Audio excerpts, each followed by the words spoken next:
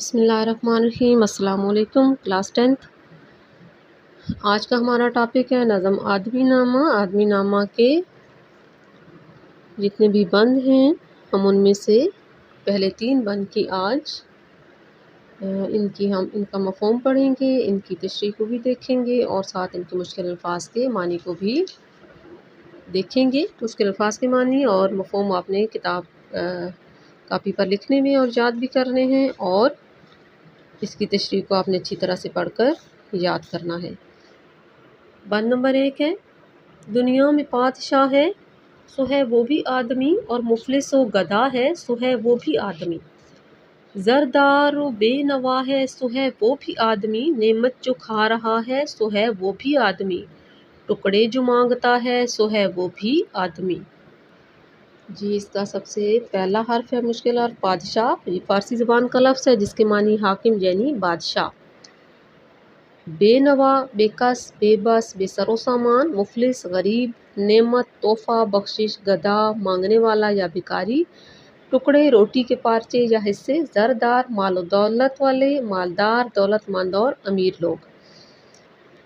بچے جب ہم اس کی تشریح کریں گے شعر کی تو سب سے پہلے ہم نے مشکل الفاظ کے معنی لکھنے ہیں، اس کے بعد نظم کا عنوان لکھنا ہے، آدمی نامہ، پھر شاعر کا نام لکھنا ہے نذیر اکبر آبادی، اس کے بعد ہم نے مفہوم کو مختصر سا بیان کرنے کے بعد اس کی تشریح کی طرف جانا ہے۔ مفہوم ہے جی اس بند کا، پہلے مصرے کا مفہوم ہے کہ اس کائنات میں جو تاج و تخت کا مالک ہے وہ بھی آدمی ہے، اور جو غربت کی زندگی بسر کر رہا ہے وہ بھی آدمی ہے۔ پہلے شعر میں یہ کہا گیا، دوسرے شعر میں کہتے ہیں کہ زندگی کی تمام دولتوں اور آسائشوں سے مستفید ہونے والا بھی آدمی ہے، جو قدرت کی نعمتیں کھا رہا ہے وہ بھی آدمی ہے۔ اور اس کے بعد آخری مصرے میں یہ فرماتے ہیں جی کہ جو روٹی کے ٹکڑوں کے لیے بھیک مانگ رہا ہے وہ بھی آدمی ہے۔ یعنی نذیر اکبر آبادی کا یہ کہنا ہے کہ اس کائنات میں جو تخت و تاج کا حامل ہے، یعنی جو بادشاہ ہے، جو صاحب اقتدار ہے، صاحب اختیار ہے، وہ بھی آدمی ہے۔ اللہ تعالیٰ نے اپنی قدرت سے جس کو ملکیت یا بادشاہت عطا کر دی ہے، جس کو تخت عطا کر دیا ہے، جس کے پاس اللہ تعالیٰ کی عطائیں، اللہ تعالیٰ کی مہربانیاں ہیں، وہ بھی آدمی ہی ہے۔ قرآن پاک میں سورہ آل عمران میں آیت نمبر 26 میں اللہ تعالیٰ ارشاد فرماتا ہے، یوں عرض کرو اے اللہ ملک کے مالک، تو جسے چاہتا ہے سلطنت عطا فرماتا ہے اور جس سے چاہتا ہے چھین لیتا ہے، اور تو جسے چاہتا ہے عزت دیتا ہے اور جسے چاہتا ہے ذلت دیتا ہے، تمام بھلائی تیرے ہی ہاتھ میں ہے، بے شک تو ہر شے پر قدرت رکھنے والا ہے۔ اس دنیا میں انسان کو شعور اور عقل جیسی نعمت اللہ تعالیٰ نے عطا کی ہے، اور اللہ تعالیٰ نے انسان کو اپنی خلافت بخشی ہے۔ انسان اللہ تعالیٰ کے فضل و کرم سے اس دنیا میں اللہ کا نائب بن کر، اللہ کا خلیفہ بن کر اور اللہ کی طرف سے حاکم بن کر آیا ہے۔ اس لیے انسان کو چاہیے کہ اللہ تعالیٰ کی عطا کو اپنے لیے ایک عظیم نعمت سمجھے، تکبر اور غرور کو اپنے نزدیک نہ آنے دے اور اپنی خودی کی تلاش میں گم ہو جائے۔ اس کی وجہ یہ ہے کہ آخر انسانوں کا موت کی ہی صورت میں ہے، آخرت جو انسانوں کی لگے گی وہ موت کی ہی صورت میں لگے گی، اس لیے انسان کو چاہے کہ اس وقت کو ذہن میں رکھے، لہٰذا انسان کو بادشاہت میں غرور نہیں کرنا چاہیے۔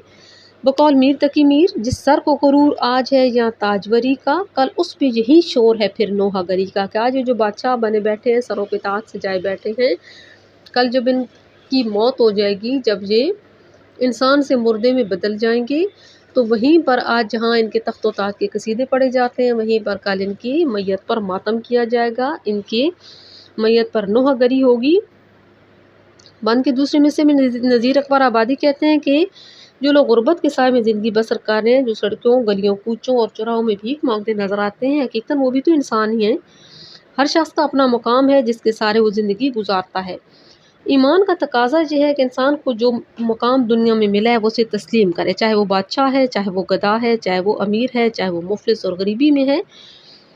وہ اس مقام کو تسلیم کرے۔ آپ صلی اللہ علیہ وآلہ وسلم نے غربت سے پناہ مانگی۔ آپ صلی اللہ علیہ وسلم کے ارشاد مبارکہ ہے کہ اللہ میں فقر و غربت سے تیری پناہ مانگتا ہوں، کہ غربت میں جب انسان ہوتا ہے تو وہ اللہ کے راستے سے بعض اوقات ہٹ جاتا ہے، بعض اوقات تو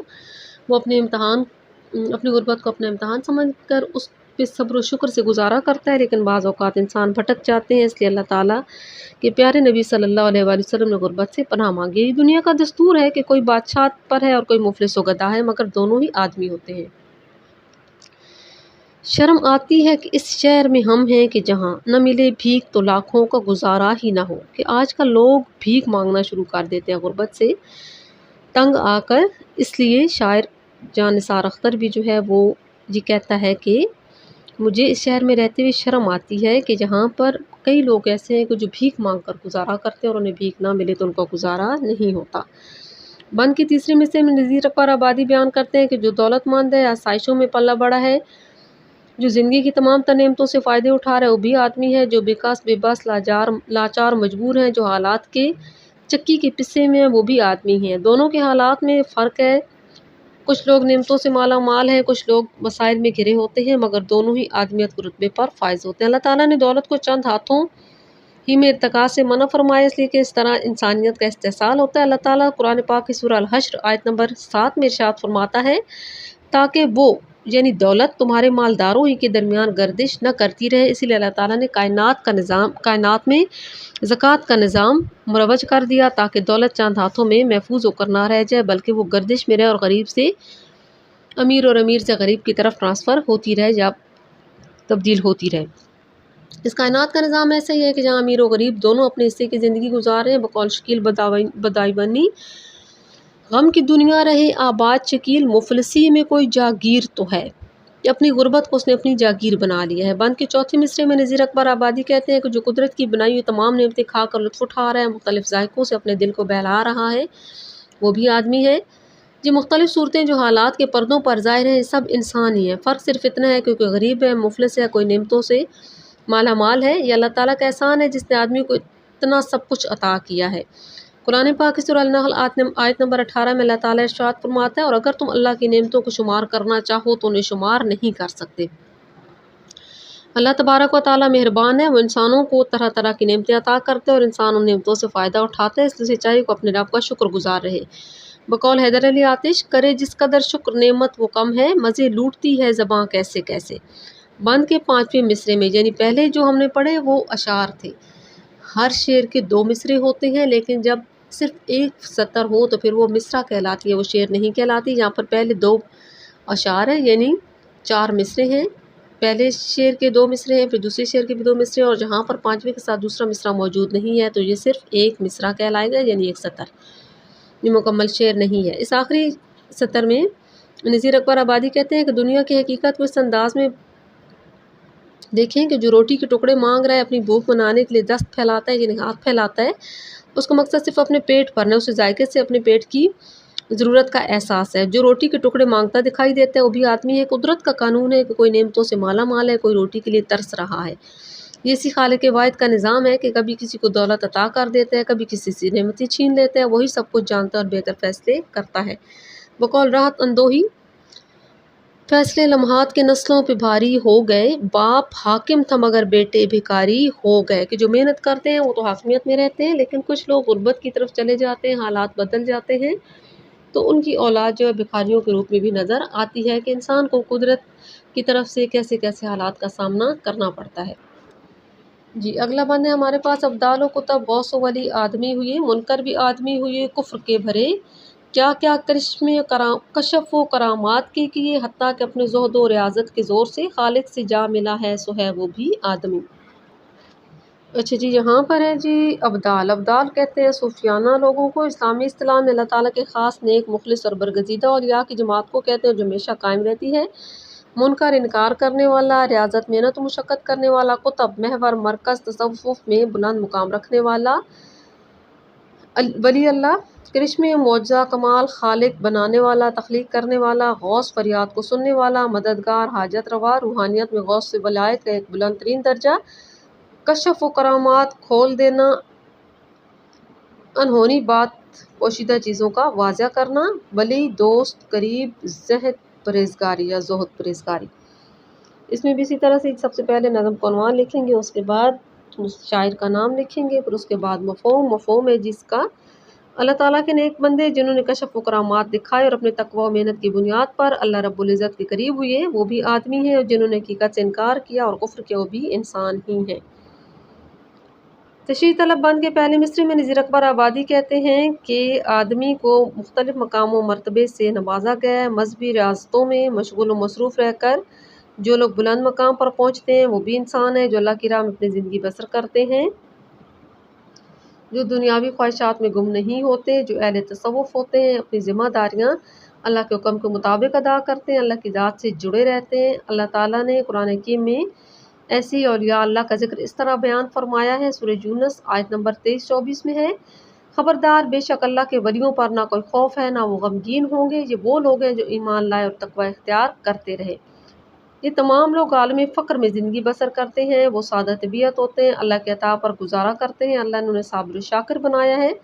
دنیاوی خواہشات اور دنیا کی دولت کے طلبگار نہیں ہوتے، یہ حقیقت پسند ہوتے ہیں، اسلام کے دین کے اصولوں پر کاربند رہتے ہیں، اسی لیے پروردگار نے انہیں عزت و تکریم عطا فرمائی ہے۔ بقول امام احمد رضا، مرد خیال طریقت پہ بے حد درود، فرد اہل حقیقت پہ لاکھوں سلام۔ اہل تصوف ہیں، ولی اللہ ہیں، ان پر درود و سلام۔ بند کے دوسرے مصرے میں نذیر اکبر آبادی کہتے ہیں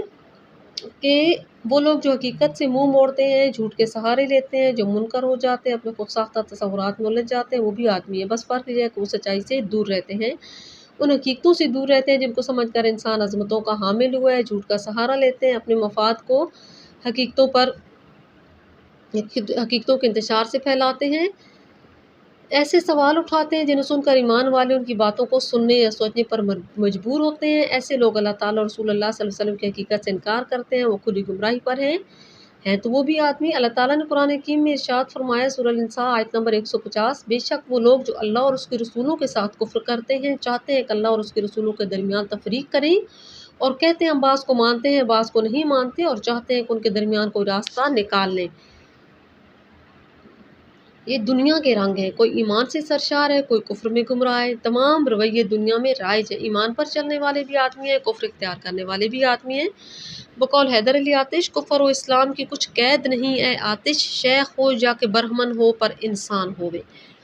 بند کے تیسرے مصرے میں نذیر اکبر آبادی نے انسان کے ایک اور رخ دکھایا، وہ کہتے ہیں کہ جہاں عبادت و ریاضت اتنا بڑھ جاتا ہے کہ اس پر حقیقتیں اشکار ہوتی ہیں، وہ کمالات اسے حاصل ہوتے ہیں کہ دیکھنے والے حیرتوں میں مبتلا ہوتے ہیں۔ کشف علم کا ایک ذریعہ ہے جو اللہ تعالیٰ کی طرف سے اپنے انبیاء کو عطا ہوتا ہے، پھر ان کی وساطت سے اولیاء کرام کو عطا ہوتا ہے۔